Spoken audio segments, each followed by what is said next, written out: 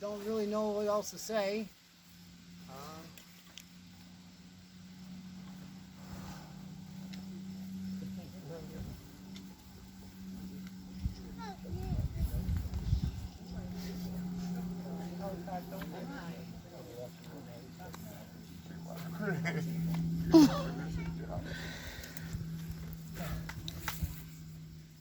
Yes, I love you. Oh my God. Says I didn't do this at Jeff's. I said, well, I guess it's because I loved him more.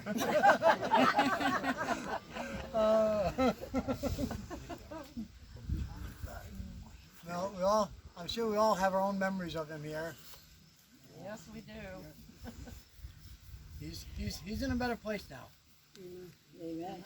Not suffering. He's looking down on us. Yeah, I can hear him now. Speak louder so we can hear you. It's hard here, Tetreault. That's why you should have got the microphone. Right. We didn't know we'd need an arena. Yeah. Jesus. Yeah. We want to thank everybody for coming. Really. Yep. If anybody wants to say anything, you guys could just There you go. Yep. And match Feel you guys free to because we kick start in. crying. cry whenever you want. Yep. I'm the biggest crybaby, and so is Tara. Do you have I anything will. to say, Tara? Well, go ahead. I will. You got a lot to say. Go for it, Dwight. So do I, but I can't say it while I'm crying. So. When I met Uncle Leo for the first time, when I took her out the night before, and I met Uncle Ernie at Ella's, his sister's restaurant. And that's when I got to know Uncle Ernie, and that's when I got to know Uncle Leo. And then I used to spend a lot of time over the road, and I would go down and stop at their house in Connecticut. And this is one thing with Aunt Dina. She had supper for him. She had eggplant parmesan. I got there late. She goes, they come and pick me up. He said, did you eat yet? I go, no. Of course, I probably would have, but I still like Aunt Dina's Yeah, food. you eat anyways. And so Uncle Leo's sitting over there. I ate the eggplant parmesan. And he had asked her, is there any dessert? She said, no. Earlier. She goes, Dwight, would you like some spumoni? I go, oh yeah. She had it down in the freezer. She said, what the hell? How's he rate? I had a lot of good times with Uncle Leo hunting. I would push the deer to him because I would not shoot him. I'd let him do it. And the best time with him was when we were over where the old dump is on the old road over there to South Walden. And he walked a mile through the woods. And I was here, Dougie was over in another place, Lee Holt in another place, Alan was there, I believe. And I was standing right like here, there was a trail. And there's a little house with a trail. I see, oh, there goes a deer. Remember, I got a muzzle gun. I was supposed to shoot it. Anyways, the deer come up to me. I'm looking. He had black eyes looking right at me. No further than this. I could take my rifle and hit him. And who comes out of the woods? Uncle Leo. Why did you shoot it? Well, you asshole. Why did you shoot it? I said, because I don't have a doe permit. He said, well, Dougie had one, Lee had one, Alan had one. I go, well, I didn't. He wouldn't give me a ride. I went with him there. You remember, he would not give me a ride back. He wouldn't talk to me for about 2 weeks. But anyways, I had some good times with Uncle Leo. But his favorite, I wish they had it, because when I rode with him, his favorite song was Dirt. I love working with dirt. Dirt. And then you see that tractor. He told me, not to hold up everybody, but when he worked in Pennsylvania, in Chester, he told me he worked for a farmer. He said, you know, I always wanted a tractor to work. So I went down with him that day to get that. He looked at that Kubota, and He said, what do you think? I said, I don't know. You're the one buying it. It looks good to me. So the guy, we went inside and got the paperwork out. He goes, what's he doing to it? I said, that's the paperwork for financing. He goes, no. Cash. The guy almost fell out of his chair. But anyway, so he had done that with Dougie too, with a pickup. But those are things I Take your hands, Silas. Leo. And all the good times, the picnics. And Yeah, put your hand picnics out up here. Yeah, all the get-togethers. But they made me feel at home. I was an outsider. Always. And made me feel like I was part of the family. And then Carol was worried because of Tetreault. But she didn't know how the Davises were. They were just as bad. They were worse at that. So I fell right in. So that's how I met them all. Good job, Dwight. Yeah, I'm done. And I know he's in a good place. Yeah, A lot better place than we are. Oh yeah. that's it. That's the truth there. Yep. Thank you for listening. And God bless you. Thanks for sharing. Come on, somebody else has. I I guess know somebody else got it. I Sure. Leo kind of walked into my life one day when we lived in Stonecrest, and that was quite a while ago, and he yelled a lot. I don't think there was on a day I never heard him yell at someone for something. They bark. They don't Bark, yell. yell, whatever. But he really did a lot for me, my little brother, mom, Graham, everybody. He's our sentimental one. He was the reason why I actually have my apartment right now. He helped me get myself into an apartment. That sounds like something he would do. Yeah, Yeah. that's Uncle Leo. Always trying to teach you guys how to use When I crashed my first car into a snowbank because I had a patch of ice, Leo was the one who shut up even before my dad did, actually. Showed you how to dig your car out too. Didn't dig it out for you, did he? No, he definitely made sure we were able to get. And so he really, I know me and him got into a fight about it because I was trying to get away from that spot because I was like telling him about like, hey, there's cars spinning out here. I mean, I spun out and I'm like, I'm not gonna get hit by a car here, but we ended up getting my car out. My dad helped me tow it out, and he just did so many things in my life, and he was really more than an uncle. He was a grandfather to me. He was really the closest thing I had to a grandfather. I think sometime in January, this is the most recent memory for some reason. We went down to the cellar, and this always makes me chuckle as I think about it. He pulled down his pants and said, "This is how I pee to me." And I'm like, "Why did you just show me your penis?" I'm like, "What the heck?" I never told. Not even kidding. We were down in the cellar. He just drops his pants. Is like, "This is how I pee." I'm like, "Why?"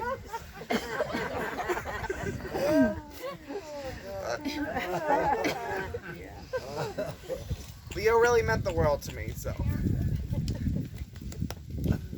And who are you again, please? I'm his great niece or nephew. I have two nieces. My kid. Oh, he's your son. My son. I don't know if I want to admit that right now. Is that your daughter? I didn't know I had a daughter either. I guess I learned something new every day. Avery, Nope. you have a good one to tell, don't you?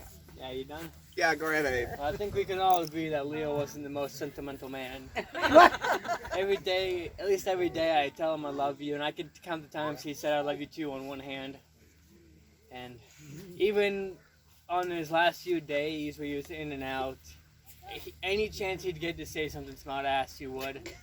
When he was on his bed, I asked him, "Hey, do you need it? Can I get you anything? What can I do anything for you?" He said, "Yeah, jerk me off." So apparently we both had dick-related things with this guy recently. Well, I saw it more times than you because I changed him. Like Well, 2 times good. a I'm day. glad I didn't see more than I had to. And he almost gave Grammy a heart attack because Your face. what was the pastor came in and the pastor asked Leo the same thing I asked him. Oh, I was so scared. But like Kevin said, I do not remember the time where he was nothing more or nothing less than a grandfather in my life. And every conversation I can remember them, it always started with him yelling, "What? What'd you say?" But Or telling you how to do something and you arguing with him that you knew what you were doing and you and him fighting all the time. no, it's not that I said I knew what I was doing. It's that it's not moving. I'm like, yes, it is, Leo. He's touching it. I can see his hand and moving. We were fixing the wood stove, and there was like a fan that feeds the pellets into it. It was moving, and he kept trying to tell me that it wasn't. He put his hand on it. It's not moving. So I put a screwdriver on it, so it'll fall down once it gets low enough. He looks away when it falls down. They don't like to be wrong. No, they do not. Tetreault. That's for sure. Oh, yeah. Oh. I got it down by I the was shed. going to try and find it. Yeah, no humility. That's for sure. I got it down by the shed. Well, I guess I'll go next. Yeah, I guess I gotta do it. yeah. You got anything to Oh, share? I can't believe you actually remember this place that detailed. Oh God, yeah. Strangely enough, I really tried.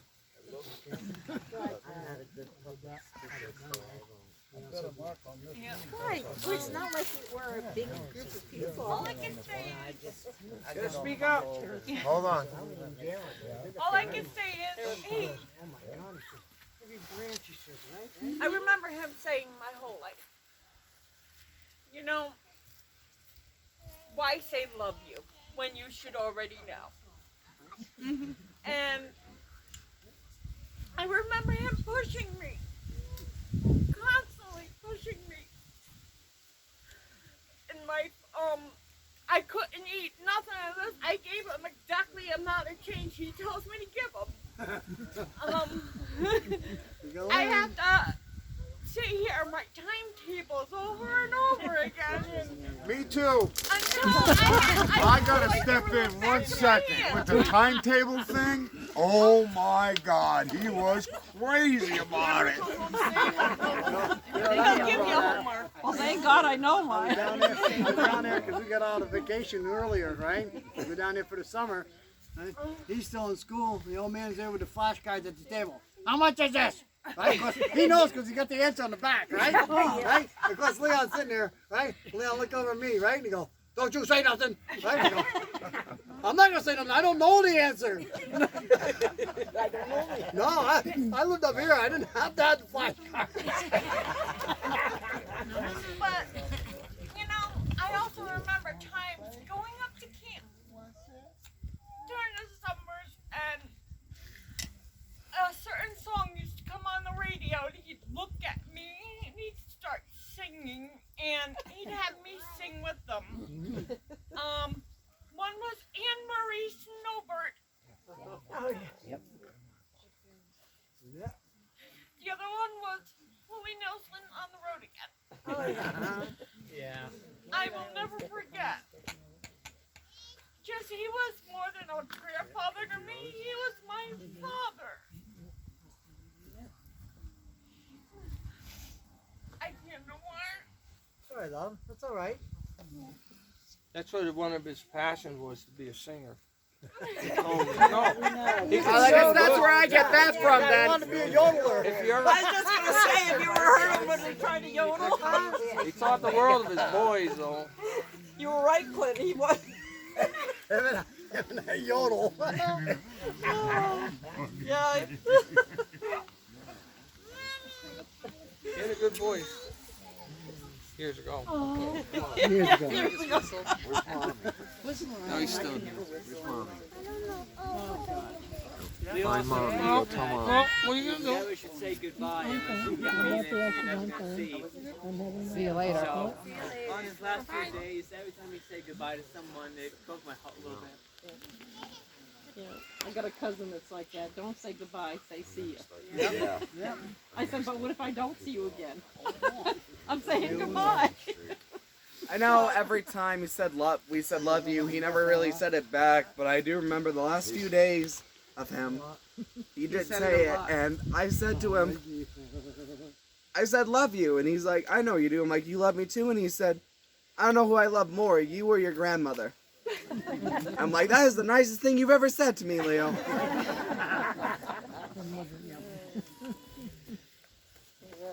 Tammy, remember we were his Three Stooges? Oh, We God. were. Me, you, and Oh, Mom. God, yeah.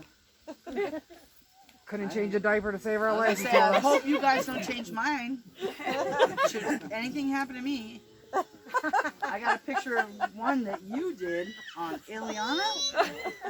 I think the last thing he said to the three of us was, do you all even know what you're doing? Oh no! He was telling me about it, and I looked and I said, I still have the picture of the one on Ileana too.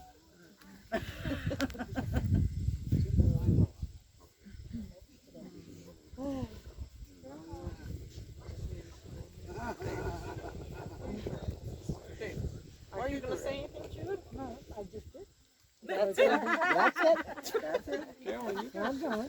I did. I've been saying things. No, you haven't heard me. Oh, I'm sure everybody knows. Tell us. I want to get them in the You video. have something to say? They're here too. I'll She's put got a some- lot of things to say. I'll She put just wants some to say out there. Kenny's just sitting over there. Kenny, you got something to say? Phyllis got something. No one else has got anything to say? I came into the family, so I gotta say, that little girl over there, every time she sees a picture of Uncle Leo, she says, hi, Uncle Leo, and she waves in the sky.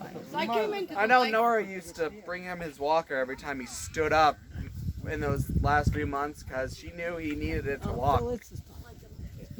There you go. Go ahead, Phyllis. Go ahead, Phyllis. But seeing I came into his life with Jeff, his son, back in the 70s, and I remember we would come up here to camp, and I remember getting caught in a snowstorm, and you couldn't go in or out.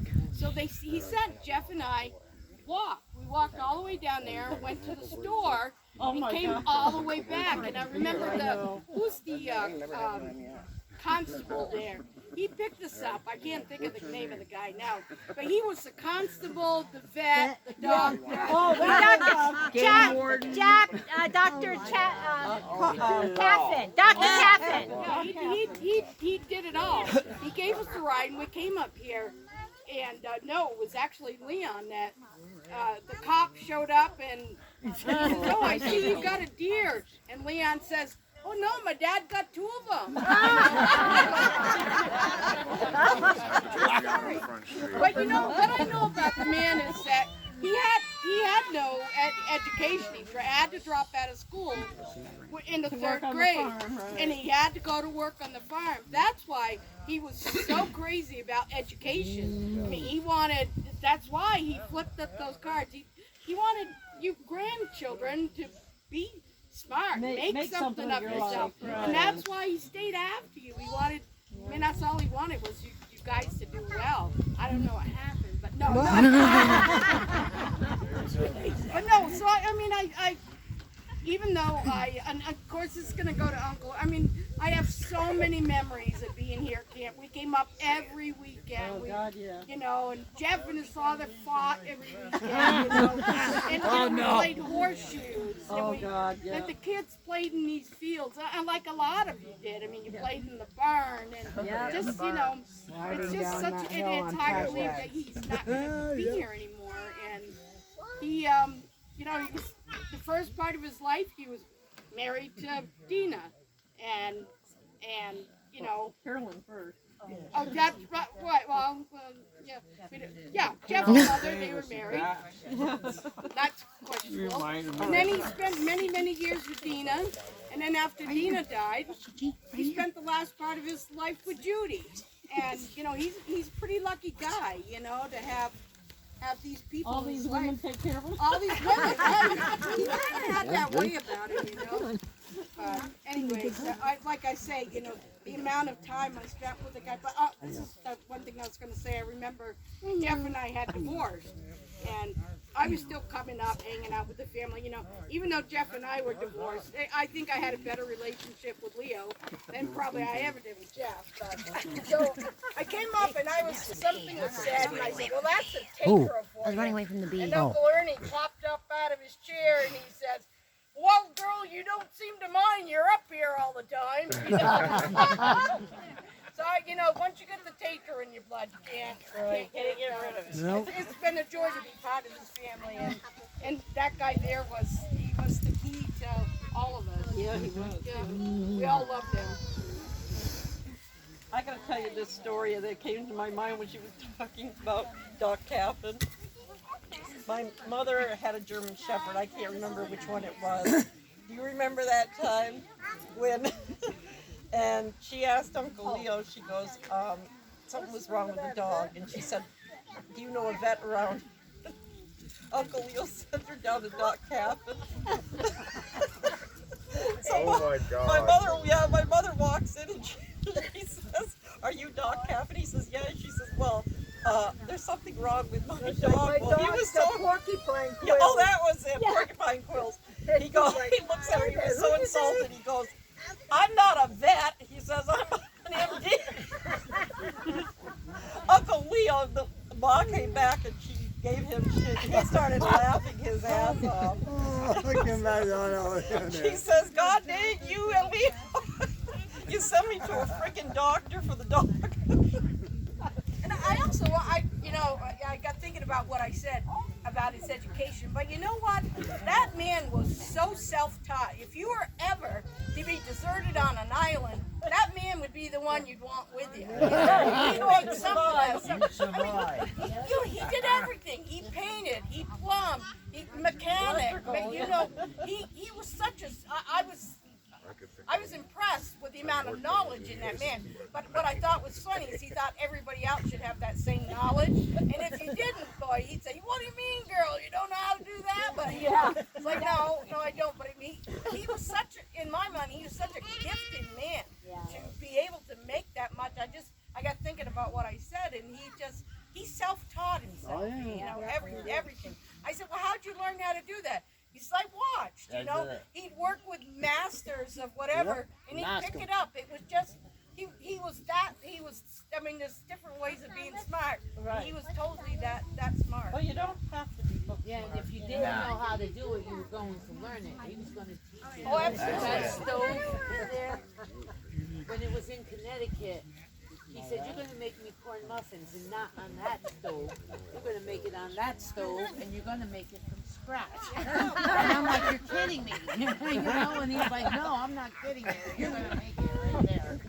Yeah, and there was things he did. I remember getting up early because I had the kids. He'd get up and go, "You haven't got the coffee going?" "Well, I don't drink coffee." It wasn't anything I thought of. But there are rules that everybody ought to know, that when you're the person up, you get You make coffee, that's right. I mean, you learn as you go along. And if something broke down at your house, what'd you do? "Hey, Papa, you know, how do you get this done?" But next thing you know, he'd show up. But I like to tell this story about he had a cat, and this was when Dina had died. Girl. So he brought the cat, Pretty Girl. Yep. So he'd bring the cat up here when he was up here. He'd bring it down to Judy. But Judy's got all kinds of dogs, and the cat wasn't happy. So Judy calls me up, and she says, "How'd you like a cat for the winter?" I had the cat 5 years. But, so I'd go home and, you know, there'd be cat food for the cat and a steak in the refrigerator. And I'm like, all right, so he's taking care of me too. Whoa, you sure the steak wasn't for the cat? Well, could have been. Yeah. So then he shows up and he's got a 5-gallon paint. And he says, "What do you think of this color?" And I said, "Yeah, it's nice." He says, "How'd you like it on your house?" I said, "Great." So the man spent most of the summer, he'd come when I was at work, paint one side. So I got my whole house painted. And then he comes, he says, "Well, you should have a storm door on your house. You know, why don't you have it on there?" I said, "I don't know, never thought about it." Came home, storm door on my house. So, you know, Where you get from? there was, I don't think anybody here can say you ever did anything for Leo and he didn't pay you back in kind, you know. He's a pretty special man. He's special to my son, special to my grandkids. He, in my mind, pretty unique individual. So I'll shut up. My kids think I spend too much time alone. What? Just because I was sitting back there going like this? I'm just trying to fill the void. I hear you. Thank you, Phyllis. That was wonderful. Hey, I don't mean to break up this family. I want to hear something from him. Who's him? He's sitting down very low. Mr. Clean there. Steve Wilco. I know you've got something to say about Leo. Come on, Kata. Come on, Steve Wilco, get up. You remind me of Steve Wilco so You ain't got to much. get up. You I can know still you talk. got something to say about I do. It's hard. I Yeah, know. Oh, I know. We've all, okay. we're all I could crying. say, I could say quite a lot because he's been around me for years. Uncle's I was born in between him and Wait a minute, Phil. again he would do. Wait. And so he's been around me for Uncle years. Ernie. Uncle Ernie must have thought I was pointing at him. Yep. He's been around me for years. He started it up, man. Come on, Kata. If I got up to tell everything that happened between your father and me, We'd be starving. huh? If you got up and said anything about between you and my dad, we'd all be starving. Yep. I know we got you. Yep. I wasn't pointing at you, and I know you're my godfather and everything, Yeah. but we'd all be starving if you stood up and had to tell a story about you and Leo, and then it'd turn into Charlie and Philip, and then it'd be turned into Napoleon and this one. And we'd know the whole It's the Tetreault last class. time. It might be the very last time we have an opportunity to Oh, hear. I know that. I know. Oh, yes. I I know appreciate that's them right there. I hate to say it. The lone survivor. Now. Isn't that where a horse That is? way. That's the last Got one. hurt by the horse. After I got out of the hospital, they told me to park the car. And for some reason, Leo, You can't stand up. I was coming up from the barn and Leo ran into me with a tire and got infection in that thing. And that hurt worse than the horse hurt me. Yeah. So I got some remembers from him way back Oh, in I'm them sure days you when he do. was about 12 or 13. 91 years. And I've had a lot of them since. Now, Uncle, were you Uncle Ernie? Were you one of the people involved in the fingers getting chopped off? No. No, Okay. That was No. Uncle Polly. that was Polly. Oh, Yeah. Okay, Ken, your turn. All right, on deck. Kenny, okay, Kenny, your turn. come on. We know it's hard. We're ready. We're ready. Take this one. Come on, hear you. Come on, so everybody can hear you. Uncle Leo's a great guy, as everybody knows. He's done a shitload of stuff for myself. He's always invited everybody who came up here to their house. You hear the shirt off his back. No, it don't. And you don't have any hunting stories to tell? Oh, I got a couple. Probably the one that comes to mind is we were muzzleloading hunting. And we were driving down the road, and he said, "I just saw a bird, or I think I saw something across the road because I think it was a bird." So he said, "Just keep your eye open." So we pull up the road, and I look up, and there's like 3 deer up on the knoll. And I'm like, "Yeah, that's a big bird." 3 of them. So we ended up getting one of them. And the hill was like really, really steep, and so we went up and got the deer, and we started down on it. Well, he tried to hold on to it with his 2 fingers, you know, and he started to go with the deer down the hill. And I was yelling, "You need to let go of it, just let go of it, let it go to the bottom." Probably he did. But we spent a lot of time in the woods together, a lot of hunting stories. Him and Dougie,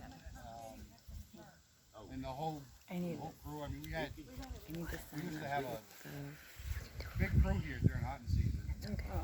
I don't think Aunt Dina liked it too much, but You were invading her territory. but we had a great time. And he always, made sure everybody was warm and cozy. You were fed. And just, I'm gonna miss him. Yeah, you can make a hell of a breakfast. That's where Clint gets that. I was gonna say all that. No. Yeah. Yeah, it was rare, but you know how to cook. He had his dishes, yeah. Nobody, if anybody, has nothing else to say, you got something to say, you? No? Listen, me and my brother got a bunch of shit to eat, so if everybody's hungry, please don't leave. Let's go eat, because I'm hungry. You had me at food. Now you sound like my husband. Do you wanna? I'm gonna leave that to my Are you gonna? Let him do what he wants. Where's the? Here, do you want Are you gonna do the ashes, Clint, or do you not want to? All right. I don't know if they get to hear. Jug that's being in the process of being. Sorry you couldn't be here. The milk jug was sat on here for years. I brought it home, had it professionally painted, and now it's at the Look, you got a caterpillar. gift store. Yeah. And I got the picture. I gotta get a picture of the campaign on it, and Love names you. and dates of Dougie and I'll talk to you later. my mom, and I don't know about the dog and the cat, but we're gonna put them on there. And the milk jug has no bottom in it.